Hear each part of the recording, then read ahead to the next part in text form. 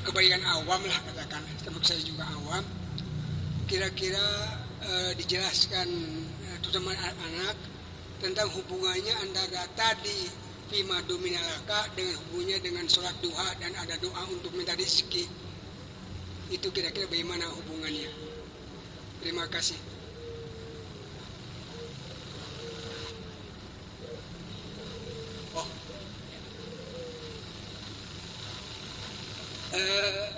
Karena kita ini masih awam, jadi mohon dijelaskan hubungannya tadi dengan sesuatu sudah dijamin, tapi kita masih harus berdoa dengan misalnya sholat duha supaya banyak rezeki. Nah, ini bagaimana kira hubungannya sehingga bisa nalar lah gitu, bisa sambung gitu.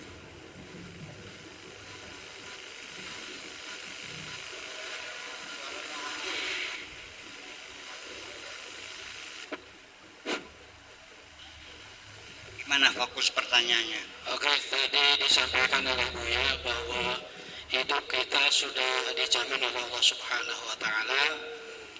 Tadi disampaikan bahwa wa ma min dabbatil ardi illa Allahu rizquha.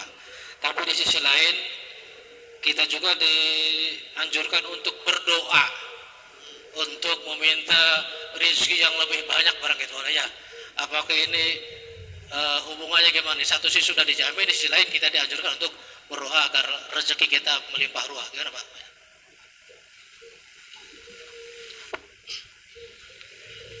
Berdoa itu saya ini termasuk, nggak usah Bapak tanyakan, tapi saya sendiri adalah orang yang paling rajin mengajak orang berdoa.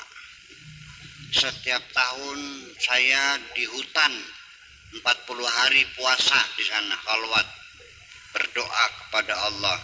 Setiap malam Sabtu kita di laut, di pantai, istighosah berdoa. Apakah saya mengajak orang untuk meragukan akan jaminan-jaminan ini? Karena berdoa dalam pikiran saya adalah saya ingin mengajak supaya orang itu bersyukur kepada Allah. Di mana jalan logikanya? Kalau orang itu mendapat sesuatu setelah dia berdoa kepada Allah, pengen jadi pegawai negeri, kemudian berdoa lalu dikabulkan, karena dia tadinya pernah berdoa pada Allah, ketika terjadi keinginannya dia akan merasa diberi oleh Allah dan dia akan bersyukur.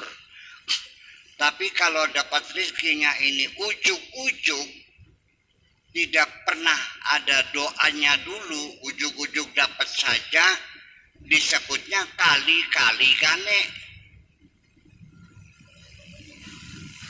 Ya, orang yang mendapatkan sesuatu tanpa meminta lagi, itu nanti akan mengatakannya, ini hasil jerih payahku. Dan ini terbukti. Yang jadi kiai, bisa alim pun mengatakannya, ini adalah hasil kerja kerasku. Mondok di Babakan sejak tahun sekian. Setiap malam baca kitab sampai tengah malam dengan puasa Senin Kemis dan ke pokok ngajinya sama Kiai Anu. Tidak pernah ada mengatakan aku pintar karena diajarin oleh Allah. Wa 'allamal insana ma lam ya'lam. Hilang semuanya itu. Betul nggak gitu? Lah iya, kalau kita sakit, datang ke rumah sakit, disuntik dokter waras, yang disanjung adalah dokter Allah lewat semuanya itu. Masihkah ada Tuhan dalam pikiranmu? Ini yang saya tanyakan. Jujur baik, bokap dengaku ya sisan wis. Nggak ada Tuhan. Jujur kayak Lenin ya. Tapi sembahyangnya gelem. Sembahyangnya rajin. Baca Qurannya rajin, malah hafal pisan. Nah ini yang saya masukkan dari sejak tahun 58 saya di sini, saya nggak paham sesungguhnya. Bagaimana orang memahami agama yang sesungguhnya. Tetapi ternyata tanpa ilmu, tanpa pesantren, namanya mankadim. Anaknya itu anak perempuan. Setelah tamat MI, pengen melanjutkan ke MTS. Akhirnya si anak ini pergi ke sawah menemui mankadim. Dia seorang buruh tani, tukang macul. Pengen sekolah MTS enok aja mencilak munjuk maning kah nyung siraku anakan kadim. Iya, wis cukup MI, gak cukup, sudah cukup. Engkau nggak usah melihat ke atas lagi. Sudah kau terima saja, engkau anakan mankadim. Sudah tamat MI, sudah bisa nulis kan? Ya udah, ngitung bisa nggak? Bisa, udah cukup untuk bekal hidup mah. Sudah, yang penting jalani kehidupanmu.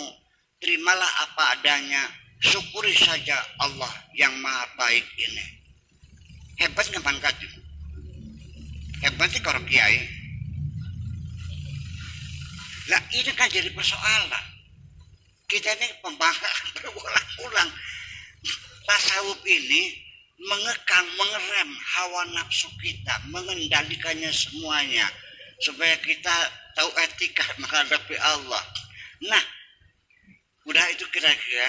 Kemudian di dalam doa sendiri, saya mau bertanya, di mana saya pernah melihat orang berdoa? Yang sering saya lihat sehari-hari itu adalah seremoni. Di akhir acara terakhir adalah penutup dengan doa. Ini doanya doa penutup ini. Doa seremoni. Sudah itu doanya pakai speaker kayak gusale budeg PK. Betul nggak?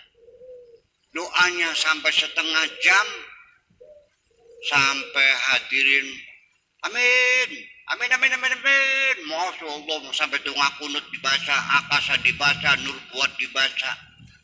Tuh nggak pamer ini nih. Saya melihat itu semuanya. Gusti Allah ditongor-tongor. Malah sampai Gusti Allah kon mateni manusia. Allahumma baddid jam'ahum wa syaddid hamlahum wa qatilhum. Allah suruh bunuh mereka, maju mereka kayak Gusti Allah ponakan sing dasek orang nikah. Ini seperti ini. Dan setelah orang itu berdoa, saya tanya, apa yang kau minta kepada Allah? Tadi doamu setengah jam, dia nggak tahu kok. Makna juga nggak ngerti.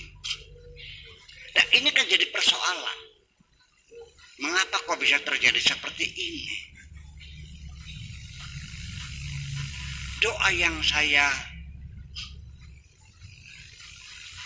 tahu adalah seorang perempuan yang disakiti oleh suaminya, dibohong-bohongin, ditinggal berselingkuh, sambil menghamburkan air mata, ngelumpruk di masjid. Itu yang baru doa yang benar. Iya. Tapi juga